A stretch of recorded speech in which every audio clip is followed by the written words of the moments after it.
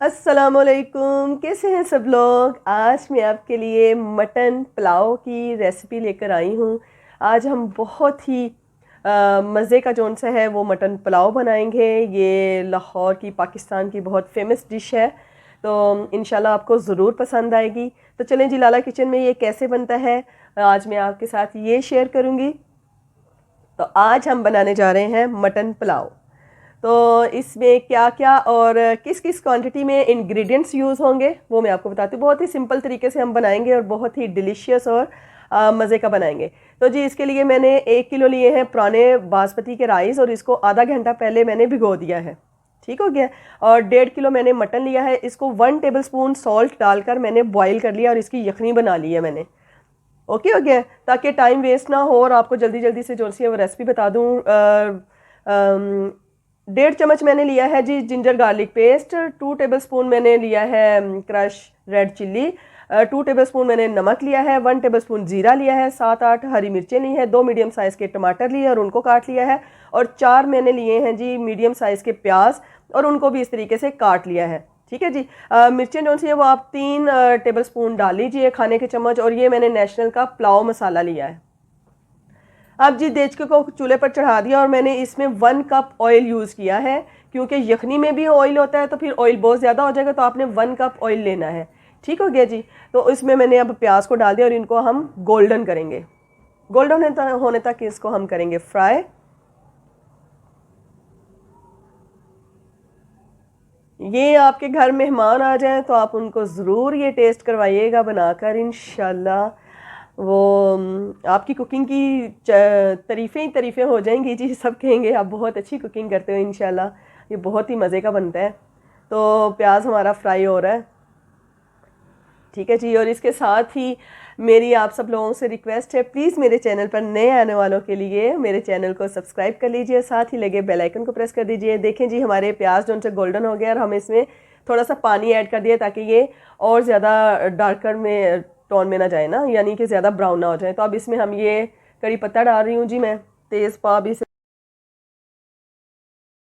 Ingredients है वो सारे इसमें ऐड कर देंगे हम।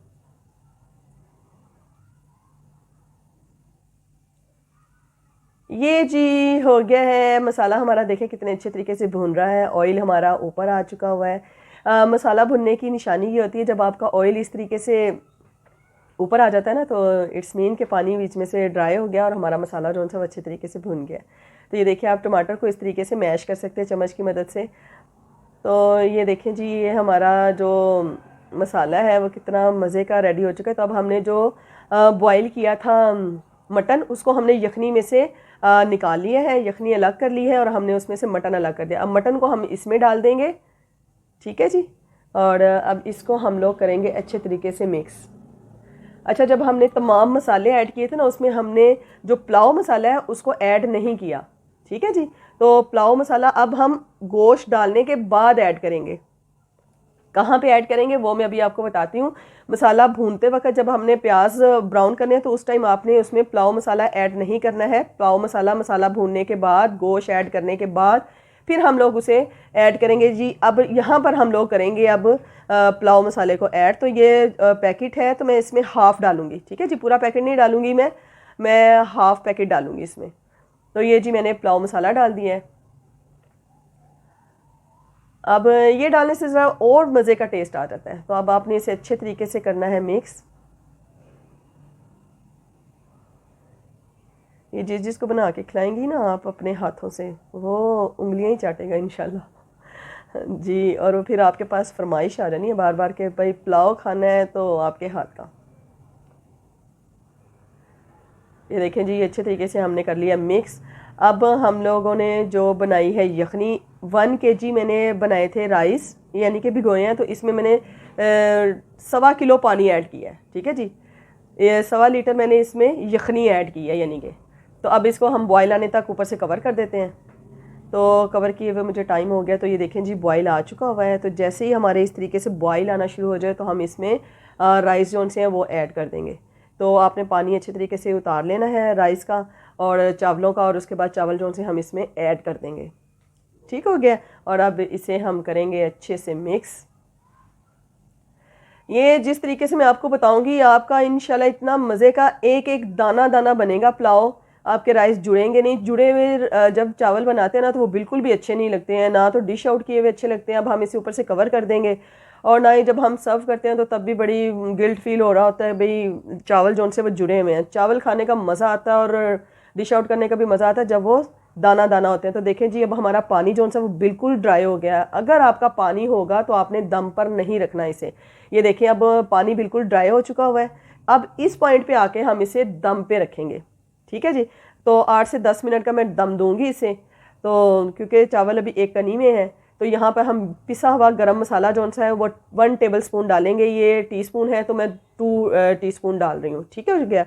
ये आपने डाल देना है। उसके बाद मैंने लाइट सा जो रुमाल है इसके नीचे मैंने रखा है तवा दम के लिए और आंच को बिल्कुल स्लो कर दिया है, दम वाली आंच, और मैंने रुमाल को लाइट सा वेट किया है, बस नाम का वेट किया है, इतना आपने करना है। और उसके बाद मैंने इसको दम पर रख दिया है। मैं 8 से 10 मिनट के लिए इसको दम पर रखूँगी। तो जी इतना टाइम हो चुका है अल्हम्दुलिल्लाह माशाल्लाह इतनी मज़े की खुशबू आ रही है। लेकिन ये खुशबू सिर्फ मैं फ़ील कर सकती हूँ, आप ये उस टाइम फ़ील करोगे जब आप इसे खुद बनाओगे। तो ये देखें जी माशाल्लाह माशाल्लाह से कैसे एक एक दाना जो सा है वो हमारा सेपरेट है, जुड़े हुए राइस बिल्कुल नहीं है। तो ये देखें जी 1 किलो को 3 टेबल स्पून जो से ना खाने के 3 चम्मच वो नमक के लगते हैं। उसके बाद आपको नमक डालने की ज़रूरत नहीं पड़ती है, ठीक है।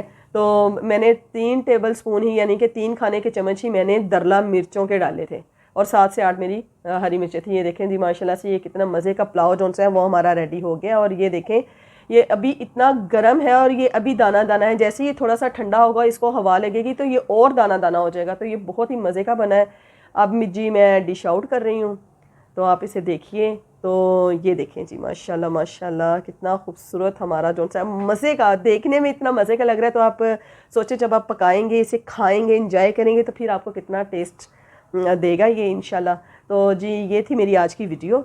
अब देख के आप बताइएगा कमेंट बॉक्स में आपको कैसी लगी, आपको मेरी रेसिपी अच्छी लगी या नहीं लगी। अगर नहीं लगी तब भी आपने मुझे कमेंट्स करना है, ये नहीं कि आपने सिर्फ तारीफ़ों के ही कमेंट्स करने हैं।